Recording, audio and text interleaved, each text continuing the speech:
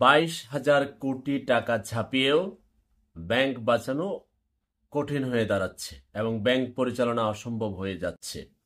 আজকের বাংলাদেশ প্রতিদিন পত্রিকায় রিপোর্ট প্রকাশিত হয়েছে, টালমাটাল ব্যাংকিং খাত, 22,000 কোটি টাকা ছাপিয়ে তারল্য সহায়তা, কাটেনি 10 ব্যাংকের সমস্যা, একাধিক এমডির পদত্যাগ। সর্বশেষ বুধবারে পত্রিকাতে লেখা, ব্র্যাক ব্যাংকের এমডি সেলিম আরেফ পদত্যাগ করেছেন। কেন করেছেন ওইটাও পত্রিকাতে লেখা আছে যে তিনি বলছেন কাজের পরিবেশ নেই। সমস্যা আরো বাড়বে একীভূতকরণে, মানে ছোট ছোট বলতে দুর্বল 6টা ব্যাংকে অন্য বড় ব্যাংকের সাথে একীভূতকরণ করবেন। এই লিস্টে আছে সোশ্যাল ইসলামী ব্যাংক, ফার্স্ট সিকিউরিটি ইসলামী ব্যাংক, আইসিবি ইসলামী ব্যাংক, এক্সিম ব্যাংক, গ্লোবাল ইসলামী ব্যাংক, ইউনিয়ন ব্যাংক। তো শুরু থেকে আপনার মনে আছে যে গুরুত্বপূর্ণ জায়গায় বসে যে পাতলা আলাপ করা ঠিক না। বাংলাদেশ ব্যাংকের বর্তমান যিনি গভর্নর, এই গভর্নর দায়িত্ব নেওয়ার কিছুদিন পরে বলতেছে যে কিছু ব্যাংকের অবস্থা এমন খারাপ, সম্ভবত তাদেরকে বাঁচানো যাবে না।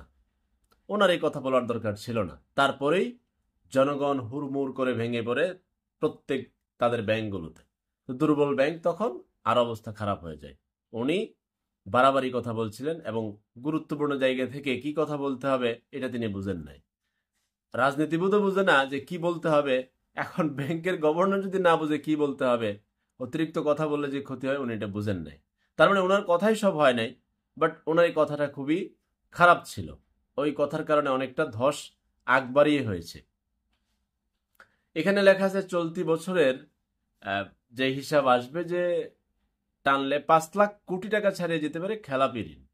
তো জনগণ ব্যাংকে আমানত রাখছে, ব্যাংক কি করবে নির্দিষ্ট নিয়ম অনুযায়ী, কাগজপত্র অনুযায়ী সেই জনগণের আমানতকে কোথাও কোথাও ব্যবহার করে আর একটু প্রফিট বের করে আনবে। জনগণকেও প্রফিট দিবে, ব্যাংকও প্রফিট নেবে, এই তো হওয়া উচিত। কিন্তু ব্যাংকের অবৈধ কিছু কর্মকর্তার যোগ সাজসে এটা বড় বড় এমন খাতকে ঋণ দেওয়া হয় যেখানে ওই প্রতিষ্ঠানের মা বাপই নাই, কাগজপত্র নাই, ওরে কমিশন টমিশন খায় পয়সা পাতি দিয়ে দিচ্ছে। এবার সেই লোকগুলো আবার পলিটিক্যাল আপনার ব্যাকগ্রাউন্ডের বিভিন্ন যখন প্রশাসক শাসক গোষ্ঠী থাকে তাদের লেজ মেনটেন করে নানান জায়গায় ভাগাভাগি করে পয়সা পাতি নেয়। এখন শাসক গোষ্ঠীর রাজনৈতিক পতন হলে এখন তারা বিদেশ পালাবে, পালানোর সাথে সাথে ওই ব্যাংকের যে ঋণ দিছিল ঋণের টাকাও মায়ের। এখন জনগণ গেছে যে আমার টাকা দাও, আপনার টাকা তো ঋণ দিছি, উনি তো পলাইছে। এটা তো বলে না, বাট এটাই তো অবস্থা দাঁড়িয়েছে। তাহলে ব্যাংকের কেন এরকম ক্ষতি হবে? তো ব্যাংক পরিচালনা পর্ষদ, ব্যাংক সংশ্লিষ্ট মালিক কোনোদিন এই বাংলাদেশের কোন রাজনৈতিক দলের সাথে অন্তর্ভুক্ত হওয়া উচিত না।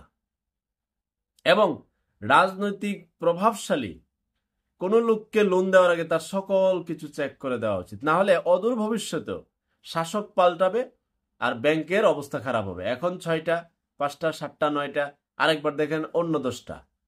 তাই এই জায়গা থেকে রাজনৈতিক প্রভাব মুক্ত ব্যাংকের ঋণ দেওয়া এবং ব্যাংক পরিচালক মালিক রাজনৈতিক প্রভাব মুক্ত থাকলে অদূর ভবিষ্যতে ব্যাংক খাত বাঁচবে, না হলে আরো মরবে, আরো ক্ষতিগ্রস্ত হবে।